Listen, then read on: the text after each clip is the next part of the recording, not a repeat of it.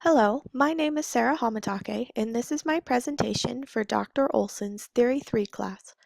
My presentation and analysis today will be the first movement of Haydn's Sonata in C-sharp minor, Hoboken 1636. Relatively little is known specifically about Haydn's Sonata in C-sharp minor. Haydn was living with the Esterházy family as their Kapellmeister from 1776 to 1790. It was during this time that he did most of his composing. This sonata was published in 1780 as part of his Opus 30 along with 5 other sonatas, Hoboken 16, 35 through 39, and 20. Because of the style of the C-sharp minor sonata, some musicologists speculate that it could have been composed earlier than 1778. In my research, I have seen composition dates ranging from 1770 to 1778. Some say that it could have been composed during his Sturmunddrang days, which ranged from late 1760 to early 1770. The Sturmunddrang style is described as being agitated and impassioned, which is a good description of the C-sharp minor sonata. Additionally, Haydn composed more than 50 keyboard sonatas, and only a few of those are in a minor key. This sonata stands out even more from the rest because of the unusual choice of C-sharp minor compared to other more commonly used minor keys. Although we may not know the exact year of composition, we do know more about the publication. The publication of these 6 sonatas that make up Opus 30 are a significant publication for Haydn. Haydn renewed his contract with the Esterházy family in 1779, and with this renewal, the contract was changed so that Haydn could now publish his works without permission. In the years leading up to the significant change in Haydn's contract, there weren't many music publishers in Vienna. In 1778, Artaria, a company that dealt mainly with art, decided to expand to publishing music. In 1780, Haydn published his Opus 30 with Artaria, and that was the start of a long history between the two. While Haydn was in the process of proofing Opus 30, he wrote to Artaria in anticipation of a poor reception of his works because of the style he used. Although there is not much information about the reception of Haydn's Opus 30, Haydn's own words expressed his concern for the reception by people who did not realize his intentions for the pieces.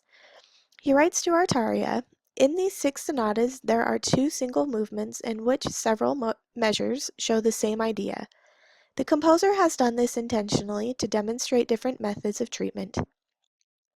Haydn could have been referring to his C-sharp minor sonata with the returning motives throughout, although he does not specify. The sonata starts out with the C-sharp minor chord that is embellished with a turn, followed by a broken C-sharp minor chord. This is the main theme of the sonata, and we see it return several times. Potentially what Haydn could have been referring to in his specification that this was intentional in his notice to Artaria. Every turn should be played starting on the note above, the written note, the note below, and back to the written note. The thirds in the left hand should not be the focus in the second and third measures. The focus should instead be on the turn and repeated notes before the turn. We see this motive repeated many times, so some effort should be made to keep things interesting every time.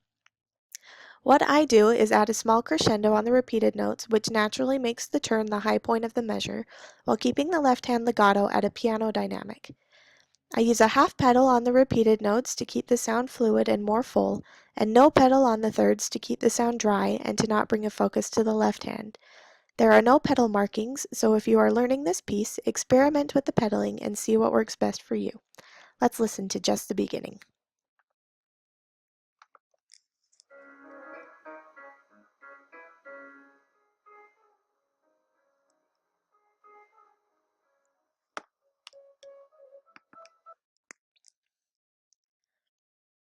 Haydn brings back this theme in measure 7 and repeats it in A minor, preparing us for the transition.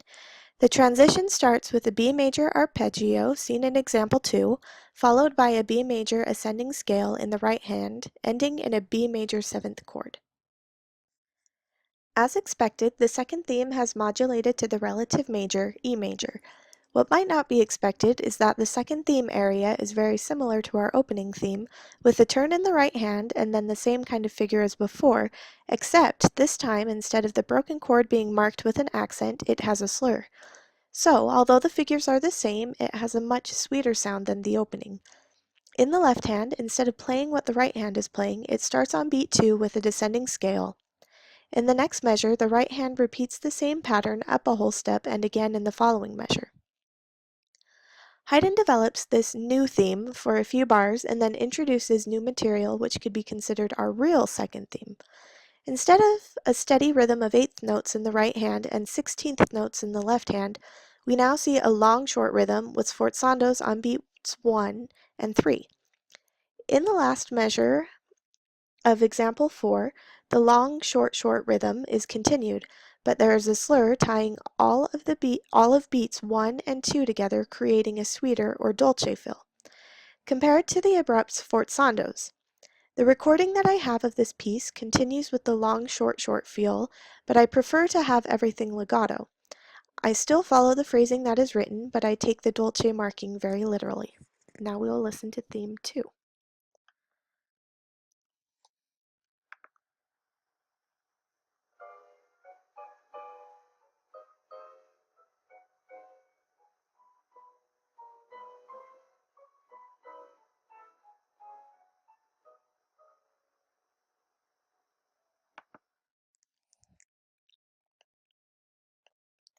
There are a few spots where our closing material could present itself. I chose measure 27 because it sounds most like a closing area to me.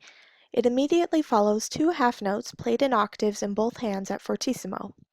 After that, the music builds but doesn't quite reach that same level, so really it sounds like it is building to a close. Additionally, the exposition ends at pianissimo in E major, and so it makes sense to me to put the closing immediately following the loudest and most abrupt measure in the exposition. Here is just a part of the closing material.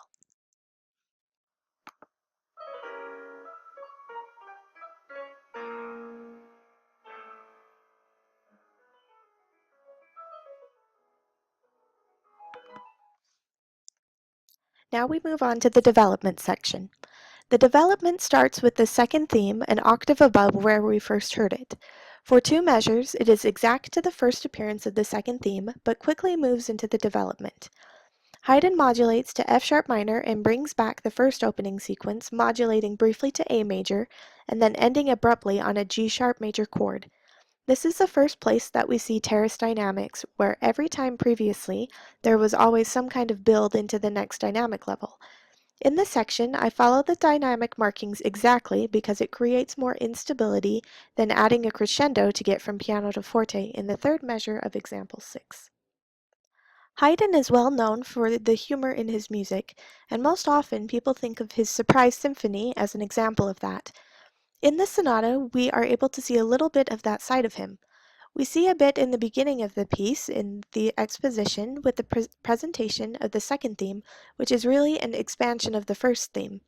In the development, we really see his sense of humor.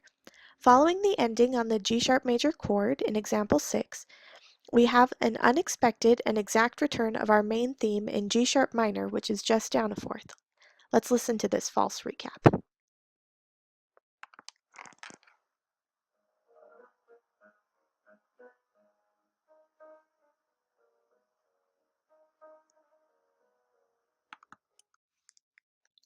Just by listening, some might think that we have already made our way back to the recapitulation, but we are in the wrong key, and even if you might think it is the recap, don't be fooled. The dynamic level might give it away if the key doesn't. Right after that return, Haydn brings new material that is similar rhythmically to the new material in the second theme area in the exposition. It is still a long short rhythm in the right hand, but the texture is much thinner. The left hand comes in on the offbeat, and the texture is thinner as well. In this section, we go through a series of brief modulations, which doesn't really give an indication of where we are going, but it is clear that we are going somewhere. Our next area is a completely new idea from where we were before. In the right hand, we see a consistent pattern of 16th notes of broken chords for 13 measures. The left hand is also playing broken chords with an eighth note value. The bass note in the left hand moves almost entirely by half steps, creating an overall arch in the sound. There is a smaller arch in each measure, with a bigger arch encompassing all of the smaller arches. Let's listen to just a little bit of that.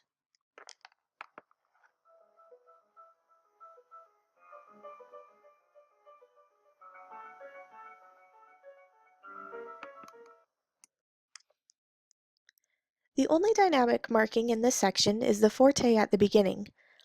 Since there is no clear melody to bring out, I try to make each new chord as interesting as possible.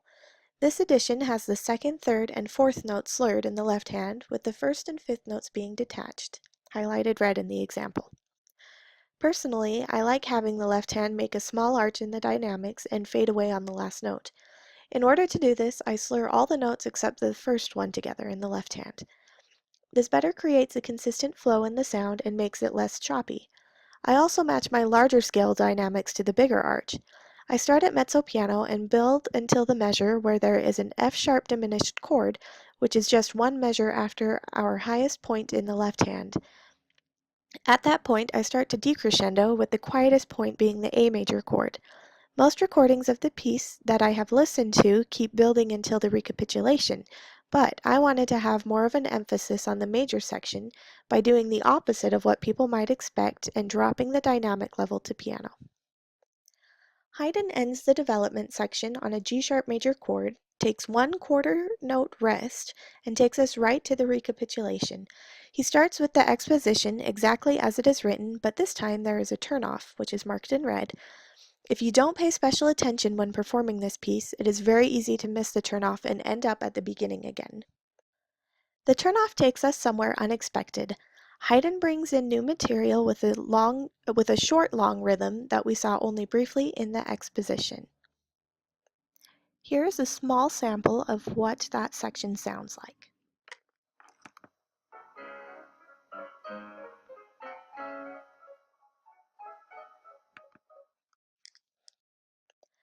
The difference that we see here is the extension, which is 5 measures instead of 1, as well as the added left hand. To tie this in a bit more to the piece, I chose to do my dynamics similarly to the broken chords in the development, following the direction of the notes. To close, Haydn quickly jumps back to C sharp minor and ends the recapitulation in our tonic key with all the same material that we saw in the exposition, with a few added embellishments. This epic and drama-filled sonata ends very peacefully in piano and resolves perfectly in our tonic key. Although Haydn started and ended this sonata the way we would expect, he took his liberty in making everything in between as interesting as he liked, with many broken expectations.